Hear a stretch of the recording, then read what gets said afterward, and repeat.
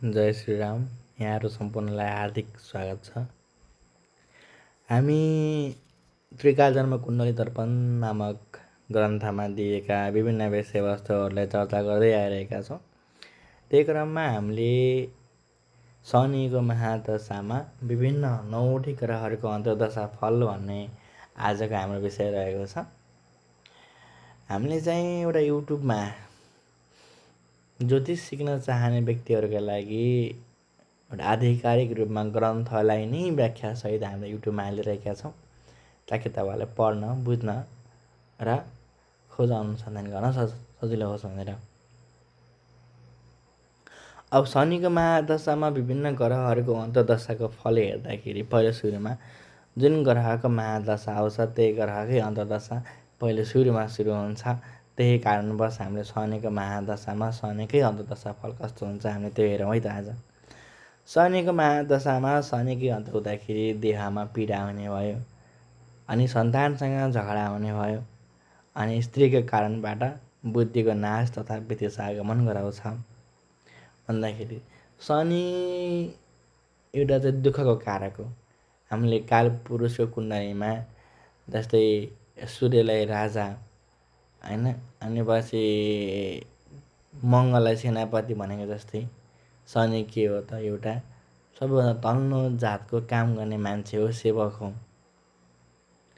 त्यसपछि एउटा चाहिँ आत्मा अनुसार पनि हेर्ने हो भने सूर्य आत्मा, चन्द्रमा मन, अनि मङ्गल बल भएको जस्तै शनि के हो त, दुःख हो। त्यसै कारणवश शनिको महादशामा शनिकै अन्तर आउँदाखेरि चाहिँ त्यो बेला अलि अनुकूल परिस्थिति नहुन सक्छ। त्यही कारणवश यहाँनिर चाहिँ विभिन्न खालको समस्याहरू देखा पर्ने हुन्छ। शनिको महादशामा बुध आउँदाखेरि सौभाग्य र विजय प्राप्त हुन्छ, बुद्धि श्रेष्ठ हुन्छ, स्थान मान प्राप्ति हुन्छ, मित्रबाट धन सुख पाउँछ। शनिको महादशा 19 वर्ष हुन्छ होइन। त्यो एउटा 19 वर्षभित्र पनि त्यो महादशाभित्र अन्तर्दशा के चलिरहेको छ त्यसले बढी भूमिका खेल्छ मान्छेको जीवनमा। अनि त्यसै गरी महादशा र अन्तर्दशाको स्वामीको मित्रता के कस्तो छ, कुन कुन भावमा अवस्थित छन् लगायत विभिन्न कुराहरूले पनि त्यहाँनिर त्यसलाई असर पार्ने हुन्छ। अनि अब बुधमा चल्दाखेरि चाहिँ त्यसमा बुध भनेको बुद्धि हो भन्दाखेरि चाहिँ त्यो शनि भनेको काम हो भने त्यो मान्छेले काम गर्ने बेला चाहिँ धेरै बुद्धि लगाएर काम गर्ने भयो।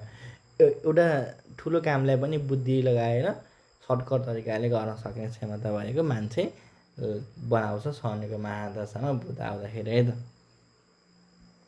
अब शनिमा केतु आउँदाखेरि शनि पनि शुभ ग्रह होइन र केतु पनि शुभ ग्रह होइन। त्यो आउँदाखेरि रक्तबाट पीडा गराउँछ, धनको चिन्ता गराउँछ। त्यसपछि बटुलिएको धनको पनि नाश हुन्छ भनेको, जस्तै केही काम गर्छु भनेर साँचेको धनलाई पनि नाश हुनु भनेको केही चिजमा खर्च हुन्छ या हराउँछ, कसैले चोरेर लैजान्छ लगायत केही कारणवश त्यो आफूले जम्मा गरेको पैसा पनि आफूले प्रयोग गर्न नपाउने हुन्छ, या त्यही पैसा कसैले ऋण मागिदिएर लगेर पनि खाइदिन सक्ने खालको वातावरण त्यहाँनिर सिर्जना हुन्छ।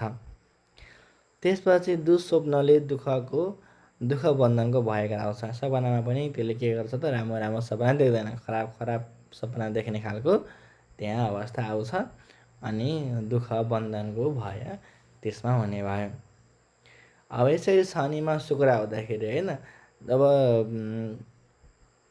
अब जस्तै शनि पनि शुक्रको मित्र, अनि यिनी मित्रका महादशा र अन्तर्दशा आउँदाखेरि शुक्रको पनि शनि के हो मित्र हो। अब त्यही अनुसारमा यहाँ राम्रो फल दिन्छ। अब चाहिँ मित्र बन्धुसँग मेलमिलाप हुन्छ होइन। अनि चाहिँ पत्नी, अब शुक्र भनेको के हो, आफ्नो श्रीमती हुन्, पत्नी हुन्, स्त्री हुन् होइन।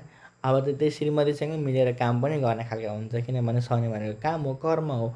शुक्र भनेको स्त्री हुन् भने स्त्रीसँग सम्बन्धित रहेर कामहरू पनि गर्न सक्ने त्यहाँ कुराहरू हुन्छ। अनि पछि जय आदिको लाभ हुन्छ, सुख हुन्छ, सौभाग्य वात्सल्य प्राप्त गर्दछ भनेको त्यहाँनिर सन्तान प्राप्तिको पनि योग राम्रो बनाइदिन्छ। अब त्यसै गरी शनिमा रविको आए है त। अब यिनी के हुन् त, सूर्य र शनि पिता पुत्र हुन् तर तिनीहरू बिचमा चाहिँ पिता पुत्रको जस्तो भावना छैन। त्यहाँनिर एकअर्कामा चाहिँ हल्का द्वेष भावना उत्पन्न हुन्छ। त्यही कारणवश शनि र सूर्यको महादशामा खासै राम्रो हुँदैन। अनि त्यहाँ चाहिँ स्त्री पुत्र धनको नाश गराउँछ समय, दुःखले बितोस्, प्राण बाँच्ने पनि सन्देह होस् भनेर भने जस्तो होइन। अब त्यो ठाउँमा चाहिँ जस्तै अब तिनीहरू चाहिँ मित्र होइन, त्यो शत्रु हुन् होइन। शत्रुको त टाइम चल्दाखेरि चाहिँ त्यो राम्रो फल दिने कुरा हुन्न। त्यही अनुसार त्यहाँनिर अब त्यो टाइम पिरियडमा चाहिँ के हुन्छ, दुःख सङ्घर्ष गराउने भयो। अनि त्यो पिता पुत्रसँगको सम्बन्ध पनि त्यहाँनिर अलि हानि गराउँछ। यो खराब मात्रै हेर्ने हो चाहिँ फेरि राम्रो कुरा पनि हुन्छ। अब जस्तै हामीले यो भिडियोमा अगाडिबाट भनिरहेका छौँ शनि भनेको काम हो, कर्म हो होइन। अब त्यसलाई चाहिँ हामीले सूर्यसँग लगेर जोडिदिउँ। अब सूर्य भनेको कि गभर्मेन्ट हो भने गभर्मेन्टसँग जागिर खाने सम्भावना धेरै हुन्छ त्यहाँ हेर होइन। कुनै गभर्मेन्टमा काम गर्ने मान्छेहरूसँग पनि यसो केही सानोतिनो कामहरू गर्ने, मिटिङ सिटिङ गर्ने खालको जस्तो त्यहाँ एउटा सौभाग्य प्राप्त हुन्छ। राम्रो नराम्रो दुइटै फल त्यहाँनिर हामीले सूर्यको अन्तर्दशामा अनि शनिको महादशामा हामीले हेर्न सक्छौँ। अब चन्द्रमा र शनि आए। अब शनिको महादशामा चन्द्र आउँदाखेरि चाहिँ मरणतुल्य कष्ट हुन्छ भनेर भन्यो। जस्तै मरणतुल्य कष्ट कति बेला हुन्छ, जब चाहिँ कि एक्सिडेन्ट भएर एकदम पुरा सिरियस केस हुन्छ त्यो एउटा। अनि जस्तै अब हामीले गाउँघरमा चाहिँ के भन्छौँ, इज्जत गयो भने चाहिँ हामीलाई संसारमा रहनु कुनै अर्थ छैन भन्ने कुराहरू पनि हुन्छ नि। त्यस्तो खालको एउटा मान्छेले आरोप पनि लाग्न सक्ने हुन्छ। अनि स्त्री वियोग भनेको जस्तै कोही आफ्नो श्रीमती त्यही टाढा गइदिने, टाढा भन्नुको मतलब यो संसारबाट पनि टाढा अनि आफूसँग पनि टाढा हुने खालको जस्तो हुन्छ। भाइहरूमा आतङ्क हुन्छ अनि दुःखद कुरा सुन्नुपर्छ, रोग क्रोध गराउँछ भन्ने माथि धेरै रिसाउँछ। शनि र चन्द्रमा के हो, त्यो एउटा विष योग हो है। यिनले पनि खराब फलै दिन्छ। अब शनिमा मङ्गलले चाहिँ देशबाट भ्रंश अनि अनेक दुःख रोग गराउँछ, मरण भय गराउँछ। अब शनिमा मङ्गल जस्तै मङ्गल भनेको सेनापति, कुनै पनि राज्यको हितको लागि काम गर्ने मान्छे। अब त्यो मान्छेले चाहिँ जस्तै देशबाट भ्रंश भनेको जस्तै केही कारणवश चाहिँ राज्यसँग सहकार्य गर्ने व्यक्तिहरूबाट केही हानि नोक्सानी हुन सक्ने सम्भावना हुन्छ त्यो बेला। चाहे त्यो एउटा ट्राफिक पुलिस किन नहोस्, चाहे चाहिँ एउटा कुनै तपाईँको भनौँ न जुनसुकै ठाउँमा होस्, तर त्यो मान्छे चाहिँ गभर्मेन्टसँग लिङ्क हुनु पऱ्यो कि। जस्तै अदालतमा भयो अनि मुद्दा लाग्यो भने पनि त्यहाँनिर के हुन्छ, हानि हुने भयो होइन। अनि पछि चाहिँ तपाईँ राजस्व कर कार्यालयतिर पनि त्यहाँनिर पनि हल्का केही घुस चाहिँ दिनुपर्ने, खुवाउनु पर्ने खालको जस्तो हुन्छ। अनि त्यो धेरै दुःख हुन्छ, रोग हुन्छ, मरण भयो भनेको चाहिँ जस्तै त्यो अन्तिमसम्मको एउटा सासमा बाँच्ने अवस्था आउँछ नि त कोही मान्छेको। केही एक्सिडेन्ट भएर होस् या त के भएर होस्, विभिन्न कारण हुन्छन्। ती कारण पनि यहाँनिर देखा पर्छ। अब शनिमा राहु आउँदाखेरि चाहिँ के हुन्छ त, शनिमा राहु आउँदाखेरि चाहिँ खाडलमा खस्नु भनेको जस्तै खाडलमा खस्नु एउटा यसलाई हामी साहित्यिक रूपमा हेर्दाखेरि पनि खाडलमा खस्नु भनेको कुनै चिजमा हिँडिराखेको छ, एक्कासी त्यो खाडलमा खस्यो क्या। भन्नु मतलब त्यहाँबाट डाउनफल आयो त्यसको लाइफमा होइन। काम गरिरहेछ, आफूले सोचेको कुराहरू गरिरहेछ, तर त्यहाँ खाडलमा खस्यो भने त्यो त्यहाँबाट उम्किन त्यसलाई के हुन्छ, गाह्रो हुन्छ भने त्यहाँ। अनि पछि वायुले अङ्गमा दखल भनेको शरीरमा वात प्रकृतिको जस्तै वायुसँग सम्बन्धित कुरो पनि लाग्ने भयो। त्यसपछि चाहिँ जोर तिसार भनेको शरीरमा चाहिँ विभिन्न खालको रोगहरू पनि त्यहाँ आउन सक्ने हुन्छ। धन नाश हुन्छ अनि भएको धन पनि नाश हुन्छ। केही त्यहाँ लगानी गरेर केही काम गर्दैछ भने पनि त्यो चाहिँ डुब्न सक्ने सम्भावना हुन्छ।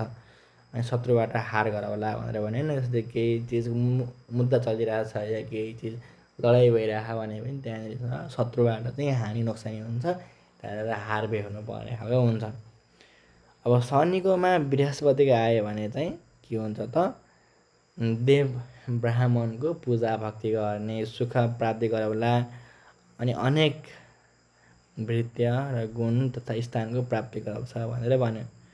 अब मलाई चाहिँ अहिले ठ्याक्कै शनिको महादशामा बृहस्पति चलिरहेको कि अहिले कति बज्यो 2082 साल 2083 साल वैशाख महिनाको 16 गते राति 11:56 आइयो। अहिले चाहिँ मलाई शनिको महादशामा बृहस्पतिको अन्तर्दशा आछन् अनि त्यही जुन टाइमबाट सुरु भयो त्यही टाइमबाट नै मैले यहाँनिर यो युट्युबमा पनि भिडियो हाल्न लागेको रहेछु। ठिक छ, त्यो अनि धर्म कर्मतिर मन लाग्ने अनि पछि आध्यात्मिकतिर लाग्ने खालको जस्तो त्यहाँ हुन्छ भन्ने कुराहरू भयो। अब भोलि चाहिँ हामी बुधको महादशामा अन्तर्दशा फल हामी हेर्नेछौँ। अहिले भने भिडियो अन्त्य हुन्छ। जय श्रीराम।